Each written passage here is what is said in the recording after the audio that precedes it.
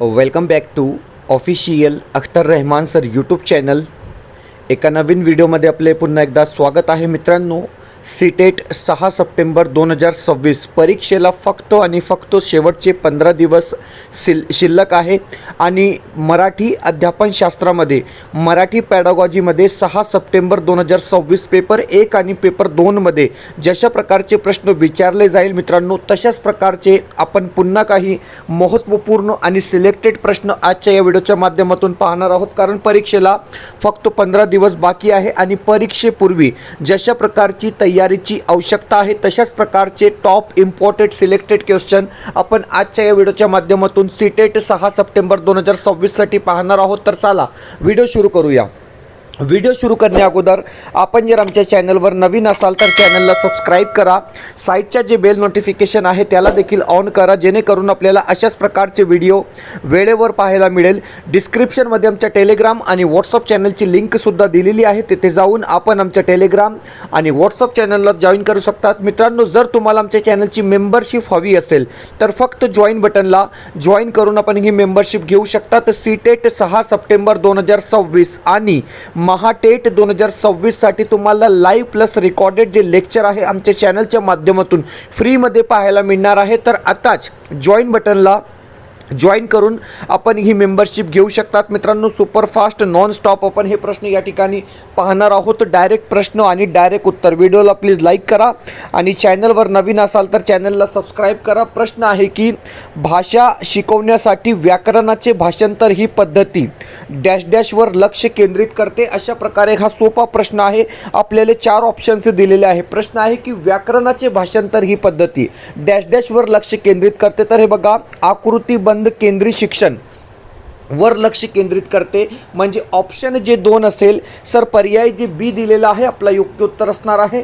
Option जे बी असेल बरोबर उत्तर राहणार आहे. कारण की हे बघा, स्पष्टीकरण दिलेलं आहे की जे ग्रामर ट्रान्सलेशन्स मेथड आहे, ज्याला आपण व्याकरणाचे भाषांतर पद्धती असे म्हणतो, ही भाषा शिकवण्याची एक पारंपरिक पद्धत आहे. यामध्ये भाषेच्या व्याकरणाच्या नियमावर म्हणजे रूल्सवर आणि वाक्याच्या रचनेवर म्हणजेच आकृतीबंधावर स्ट्रक्चरवर मुख्य भर दिला जातो. यामध्ये मातृभाषेच्या मदतीने दुसऱ्या भाषेतील शब्दाचे आणि वाक्याचे थेट भाषांतर करायला शिकवले जाते, ज्यामुळे विद्यार्थ्यांचे लक्ष भाषेच्या रचनेकडे जास्त असते. म्हणजे ऑप्शन जे बी असेल पूर्णपणे आपला या ठिकाणी बरोबर उत्तर राहणार आहे. पुढचा प्रश्न, प्रश्न क्रमांक 2. सर, दुसरा जे प्रश्न आहे, प्रश्न विचारलेला आहे की कोणत्या प्रकारच्या श्रवण क्रियेमध्ये वर्गात सर्वाधिक एकाग्रतेची अपेक्षा केली जाते. तर हे बघा, सघन श्रवण क्रियेमध्ये वर्गात सर्वाधिक एकाग्रतेची अपेक्षा केली जाते. पर्याय जे 2 असेल, ऑप्शन जे 2 असेल आपला या ठिकाणी राईट आन्सर असणार आहे. पर्याय 2 बरोबर उत्तर असणार आहे. कारण की सघन श्रवण, इंटेन्सिव्ह लिसनिंग ज्याला आपण इंग्लिशमध्ये म्हणतो, या प्रकारच्या श्रवण क्रियेमध्ये विद्यार्थ्याला विशिष्ट माहिती, व्याकरणाचे नियम, अचूक शब्द किंवा भाषेचा तपशील समजून घेण्यासाठी सर्वाधिक एकाग्रतेने ऐकावे लागते. वर्गातील डिक्टेशन, विशिष्ट प्रश्नांची उत्तरे शोधणे किंवा भाषेचे बारकावे समजून घेण्यासाठी ही पद्धती वापरली जाते. म्हणजे ऑप्शन जे बी असेल सर, पर्याय जे बी दिलेला आहे योग्य उत्तर राहणार आहे. प्रश्न 3 आहे की जीवनाच्या परिस्थितीचा अनुभव घेण्यासाठी वर्गात उद्देशपूर्ण चर्चेत सहभागी होण्यासाठी विद्यार्थ्यांना प्रोत्साहन भर देणारी पद्धत कोणती. महत्त्वपूर्ण प्रश्न आहे. आपल्याला या ठिकाणी सुद्धा 4 पर्याय, 4 ऑप्शन्स दिलेले आहे. मित्रांनो, प्रश्न वाचून घ्या, प्रश्न समजून घ्या. अशाच प्रकारचे प्रश्न तुम्हाला 6 सप्टेंबरला पेपर 1 आणि पेपर 2 मराठी अध्यापनशास्त्र मराठी पॅडागॉजीमध्ये पाहायला मिळणार आहे. 4 ऑप्शन्स दिलेले आहे. आणि सर, ऑप्शन जे 1 असेल की संज्ञापनाधिष्ठित भाषा शिक्षण पद्धती आपला उत्तर असणार आहे. ऑप्शन जे 1 असेल योग्य उत्तर राहणार आहे. सर, स्पष्टीकरण बघा, जशा प्रकारे स्पष्टीकरण स्पष्टपणे दिलेलं आहे की संज्ञापनाधिष्ठ भाषा शिक्षण पद्धती म्हणजे CLT या पद्धतीचा मुख्य उद्देश विद्यार्थ्यांना वास्तविक जीवनातील परिस्थितीशी जुळवून घेता यावे यासाठी सक्षम करणे हा असतो. त्यानंतर पॉईंट नंबर 2 दिलेला आहे की यामध्ये वर्गात केवळ नियमांचे पाठांतर न करता विद्यार्थ्यांना उद्देशपूर्ण चर्चा, संवाद, गटकार्य ज्याला आपण ग्रुप वर्क असे म्हणतो, आणि भूमिका अभिनय ज्याला आपण रोल प्ले असे म्हणतो, यामध्ये सहभागी होण्यासाठी प्रोत्साहित केले जाते. त्यामुळे विद्यार्थी भाषेचा व्यावहारिक वापर शिकतात. म्हणजे ऑप्शन या ठिकाणी जे ए दिलेला आहे, पर्याय जे ए दिलेला आहे, आपला योग्य उत्तर राहणार आहे. प्रश्न 4 सर, चौथा जे प्रश्न आहे की पुढील कोणता घटक बहुभाषिकतेबाबत योग्य नाही. आता हे बघा नेगेटिव्ह प्रश्न आहे सर. असे प्रकारचे प्रश्न तुम्हाला विचारले जातात. प्रश्न काळजीपूर्वक वाचा सर, कारण नेगेटिव्ह वेमध्ये सुद्धा तुम्हाला प्रश्न दिले जातात. आपल्याला 4 ऑप्शन्स दिलेले आहे, परंतु या ठिकाणी ऑप्शन जे 2 असेल की प्रत्येक मुलाला दर्जाधिष्ठित कौशल्य आणि नैपुण्य मिळवण्याची सुनिश्चितता करणे, या ठिकाणी आपला चुकी राहणार आहे. म्हणजे ऑप्शन जे बी असेल सर. पर्याय जे 2 दिलेला आहे आपलं योग्य उत्तर असणार आहे. आता अयोग्य विधान का आहे, तर हे बघा लक्षात ठेवा की अयोग्य असण्याचे कारण आहे की दर्जाधिष्ठित कौशल्य आणि नैपुण्य मिळवणे हा कोणत्याही सामान्य शिक्षण पद्धतीचा किंवा मूल्यमापनाचा भाग असू शकतो, परंतु तो थेट बहुभाषिकतेचा मूळ गाभा किंवा मुख्य उद्दिष्ट नाही. म्हणजे ऑप्शन जे 2 असेल तर पर्याय जे 2 दिलेला आहे आपलं योग्य उत्तर राहणार आहे. प्रश्न 5 आहे की भाषा शिकविताना गोष्टी सांगणे हा महत्त्वपूर्ण भाग असतो. बरोबर आहे. गोष्टी सांगण्यामध्ये सर्वात महत्त्वाचा घटक कोणता, सर प्रश्न अशा प्रकारे आलेला आहे. 4 ऑप्शन्स दिलेले आहे आणि प्रश्न आहे की गोष्टी सांगण्यामध्ये सर्वात महत्त्वाचा घटक कोणता, तर हे बघा ऑप्शन जे 2 असेल की भाषेची समग्रतेने मांडणी करता आली पाहिजे. ऑप्शन जे 2 दिलेला आहे आपला या ठिकाणी बरोबर उत्तर राहणार आहे. सर पर्याय 2 बरोबर आहे. हे बघा स्पष्टीकरण, भाषेची समग्रतेने मांडणी करणे, भाषा शिक्षणात गोष्ट सांगणे हे एक अत्यंत प्रभावी साधन आहे. ओके. जेव्हा आपण मुलांना गोष्ट सांगतो तेव्हा भाषा तिच्या संपूर्ण आणि नैसर्गिक स्वरूपात ऐकणे, समजून घेणे, वाक्यांची रचना करणे, संदर्भानुसार शब्दाचा वापर करणे विद्यार्थ्यांसमोर येते. यामुळे मुले भाषा तुकड्यात व्याकरणाच्या स्वतंत्र नियम किंवा शब्द न शिकता समग्रतेने आत्मसात करतात. म्हणजे संपूर्णपणे आत्मसात करतात. ऑप्शन जे बी असेल सर. पर्याय जे बी दिलेला आहे आपलं योग्य उत्तर राहणार आहे. प्रश्न 6 आहे की हे बघा प्रश्न 6 दिलेला आहे की वर्गामध्ये सामाजिक भाषेला प्रोत्साहन देण्यासाठी शिक्षिकेने कोणती कृती करणे योग्य राहील, अशा प्रकारे हा महत्त्वपूर्ण प्रश्न आहे. आपल्याला 4 ऑप्शन्स या ठिकाणी सुद्धा दिलेले आहे. आणि सर बरोबर उत्तर काय, तर हे बघा सोबत्यांसह आंतरक्रिया करण्याची विद्यार्थ्यांना संधी दिली पाहिजे.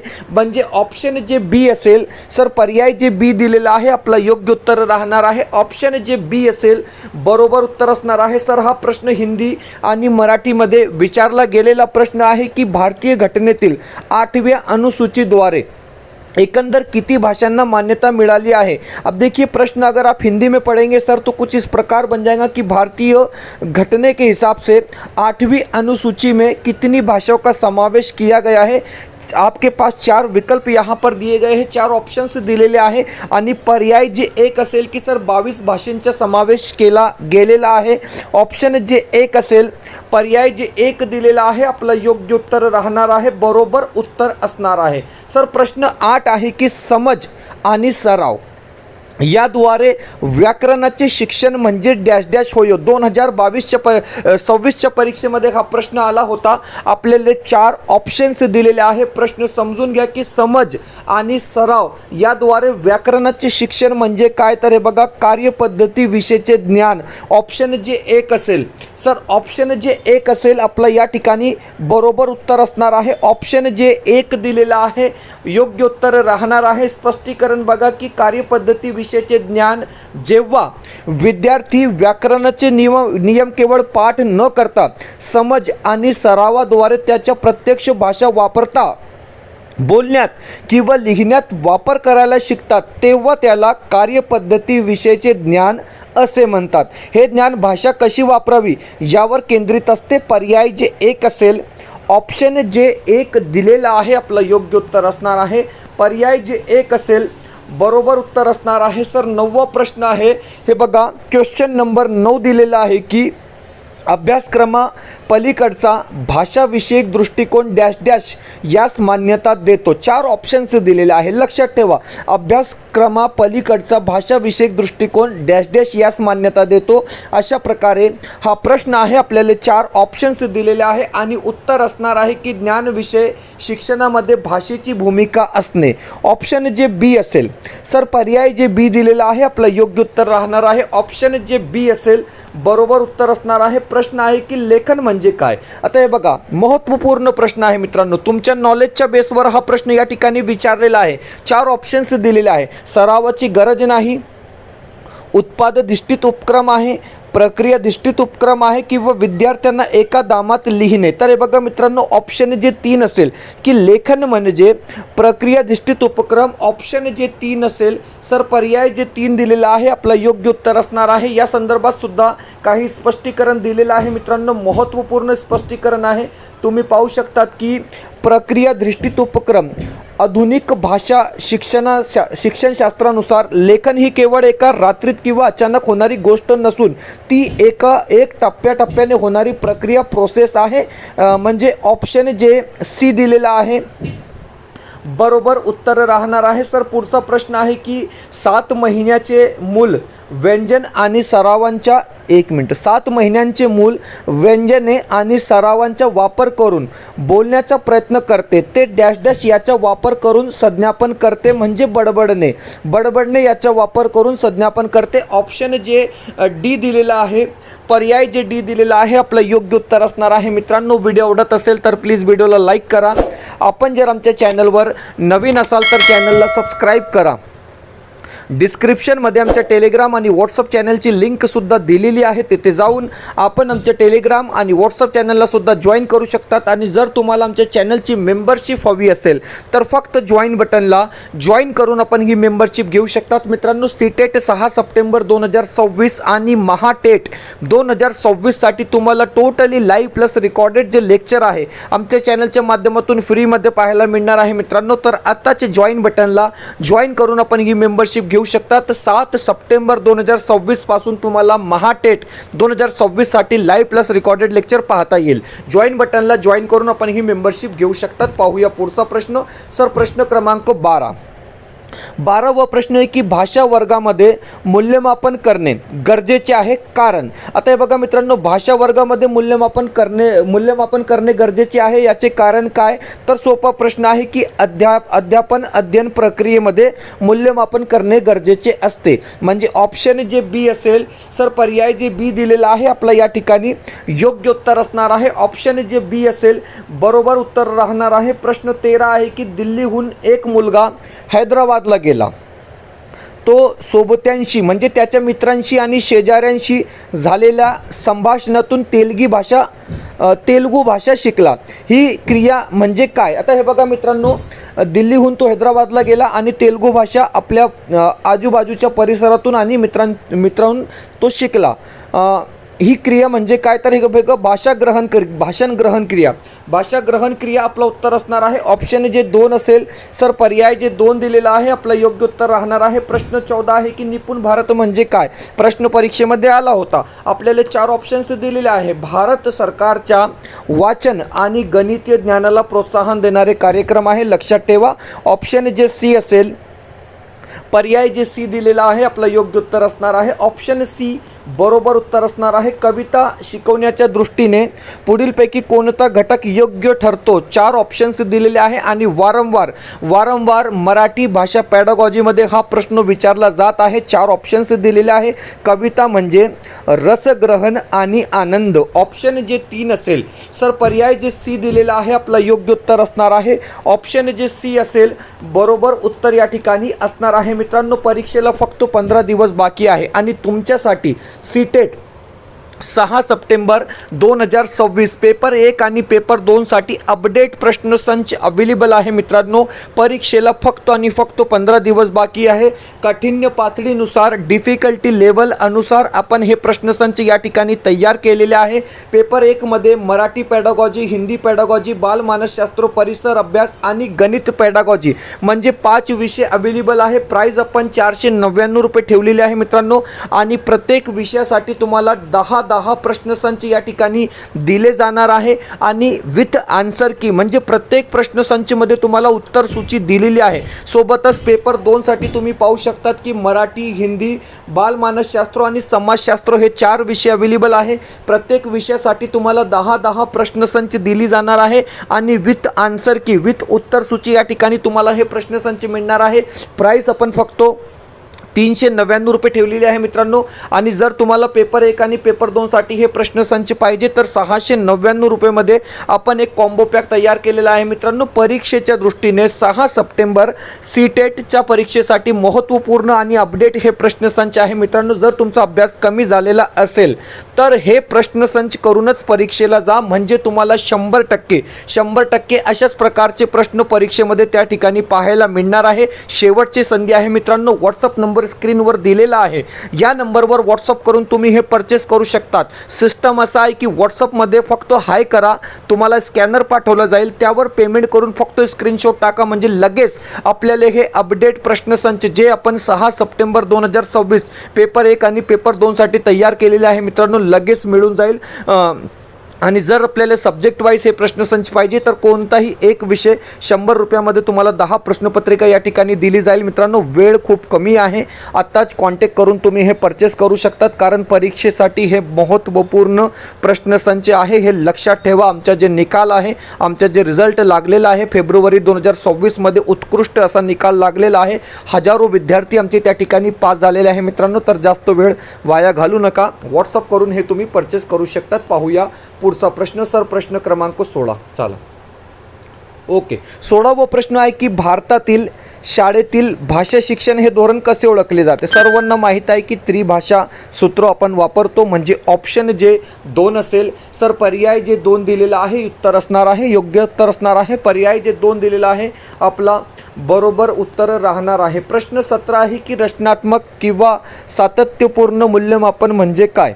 आता हा प्रश्न मित्रांनो महत्त्वपूर्ण प्रश्न आहे आणि ऑप्शन तुम्ही पाहिले तर हे बघा, ऑप्शन जे 3 असेल की घडत असलेला विकास आणि सुधारणा म्हणजेच रचनात्मक मूल्यमापन होयो। ऑप्शन जे 3 असेल सर, पर्याय जे सी दिलेला आहे आपलं योग्य उत्तर असणार आहे, कारण की विकास आणि सुधारणा रचनात्मक मूल्यमापनामध्ये पाहिली जाते। ऑप्शन जे सी असेल बरोबर उत्तर राहणार आहे मित्रांनो। प्रश्न आहे की गोंजारने या शब्दाचे अचूक अर्थ काय। तर हे बघा मित्रांनो 4 ऑप्शन्स दिलेले आहे, उतार्यावर आधारित तुम्हाला 6-7 प्रश्न व्याकरण संदर्भात विचारले जातात। गोंजारने म्हणजे काय तर माया लावणे। ऑप्शन जे 2 असेल सर, पर्याय जे 2 दिलेला आहे आपलं योग्य उत्तर राहणार आहे। ऑप्शन 2 बरोबर उत्तर असणार आहे। प्रश्न आहे की 9 बिबटे हे कोणते संख्या विशेषण आहे। लक्षात ठेवा, 9 बिबटे म्हणजे पूर्णांकवाचक संख्या विशेषण होयो। ऑप्शन 1 सर, पर्याय जे 1 दिलेला आहे आपला योग्य उत्तर असणार आहे। पर्याय जे 1 असेल बरोबर उत्तर राहणार आहे।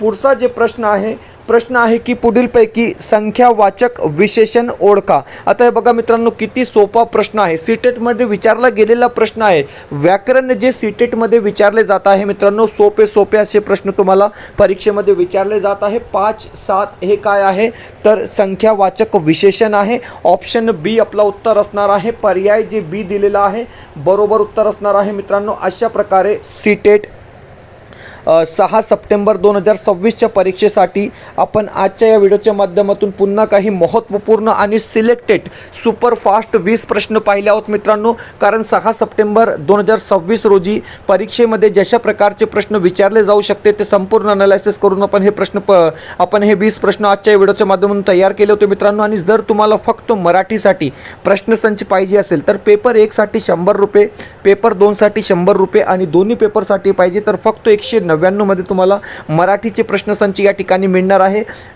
प्रत्येक पेपरसाठी तुम्हाला म्हणजे मराठी पेपर 1 साठी 10 प्रश्नसंच मिळणार आहे विथ आन्सर की, मराठी पेपर 2 साठी 10 प्रश्नसंच मिळणार आहे विथ आन्सर की। महत्त्वपूर्ण प्रश्न आहे मित्रांनो, कारण सीटेटचा पेपर जशा प्रकारे असतो तशा प्रकारे आपण हे प्रश्नसंच तयार केलेले आहे तुमच्यासाठी। महत्त्वपूर्ण हे 20 प्रश्नसंच या ठिकाणी असणार आहे। व्हॉट्सअप नंबर स्क्रीनवर दिलेला आहे, या नंबरवर व्हॉट्सअप करून तुम्ही हे परचेस करू शकतात।